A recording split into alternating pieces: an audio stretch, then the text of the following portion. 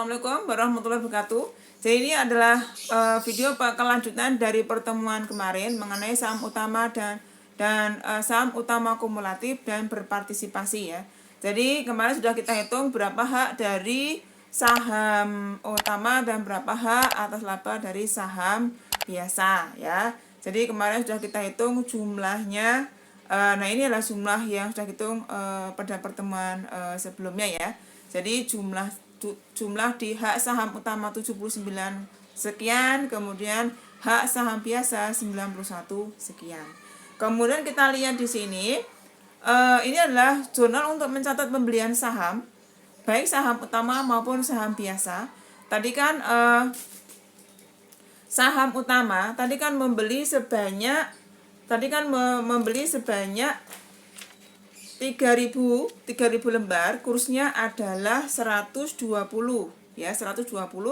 Jadi di sini yang 36.000 ini asalnya dari 3000, kursnya adalah 120. Kemudian kita kalikan dengan nilai nominal. Nilai nominal dari saham utama adalah 10.000. Dikalikan dengan 10.000 rupiah sama dengan 36.000. Kemudian investasi saham biasa PT Gareng tadi membeli saham biasa adalah 5.000. Jadi ini adalah 5.000. Ini kursnya adalah 115. Ini dari soal ya. Kemudian kita kalikan dengan nominal saham biasanya adalah sebesar 10.000 rupiah per lembar. Nah, sama dengan 57.500. Kemudian kita jumlahkan 93.500. Jadi jumlahnya adalah investasi saham utama PT Gareng, investasi saham biasa PT Gareng pada kas. Kemudian kita mencari berapa controlling interestnya ya. Tadi sudah kita hitung persentase kepemilikan. Jadi persentase kepemilikan tadi kan jumlah lembar saham lembar saham yang dibeli ya. Jadi ini persentasenya sudah kita hitung sebanyak untuk saham utama sebesar 50%, sedangkan saham biasa sebanyak 62,50%. Jadi asalnya tadi kan saham utamanya kan yang membeli 3.000, kemudian modal saham lembar saham milik anak, lembar saham utama milik anak 6.000. Maka 3.000 dibagi 6.000 kali 100%, maka ketemu 50%.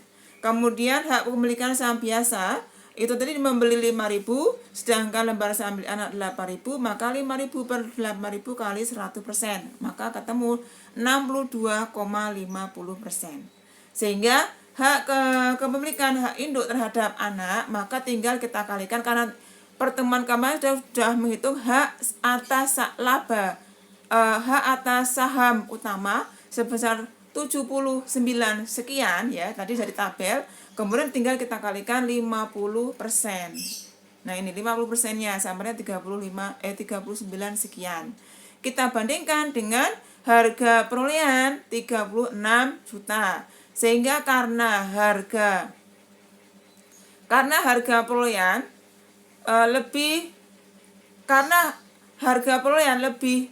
lebih kecil dari nilai buku, maka muncul KNP DHP atau goodwill negatif. Nah, ini yang pertama. Yang kedua, saham biasa tadi persentase kepemilikan adalah 62,5%. Kita kalikan dengan hak saham biasa tadi 91 sekian di tabel ya. Kemudian kita kalikan 62,5%, ketemu 57 sekian ya. Kita bandingkan, itu adalah nilai bukunya. Kita bandingkan dengan harga perolehan dari 57,5. Jadi karena harga perolehan lebih tinggi atau lebih besar dari nilai buku, maka muncul KHP DNB atau goodwill positif. Nah, di situ. Ini goodwill positif ya. Jadi sama dengan goodwill positif. Kemudian setelah itu kita buat jurnal eliminasi.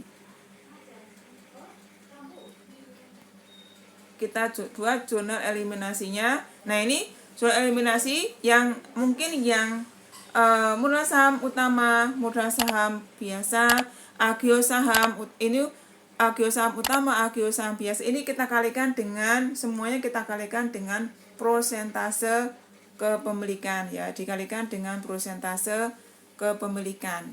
Jadi kan misalkan untuk saham utamanya kita kalikan dengan 50%. Berapa modal sahamnya? Kita kalikan dengan 50%. Berapa agio saham utama? Kita kalikan 50%. Berapa laba ditahan PT? Berapa laba ditahan saham utama PT Gareng? Itu kita kalikan dengan 50%. Nah, semuanya kita kalikan dengan 50%. Kemudian kita buat jurnal eliminasi pada investasi saham utama, investasi saham biasa, dan KNP DHP ya. Jadi itu kita buat jurnal eliminasi, kemudian setelah itu kita buat kertas kerjanya. Nah, dari jurnal eliminasi ini maaf ini karena tulisannya terlalu kecil ya, karena memang datanya banyak. Dari jurnal eliminasi kita masukkan dalam kolom eliminasi. Nah, setelah itu kita masukkan di neraca konsolidasi. Oke, demikian penjelasan saya mengenai kelanjutan dari saham utama, kumulasi dan berpartisipasi ya. Jadi semoga bermanfaat. Assalamualaikum warahmatullahi wabarakatuh.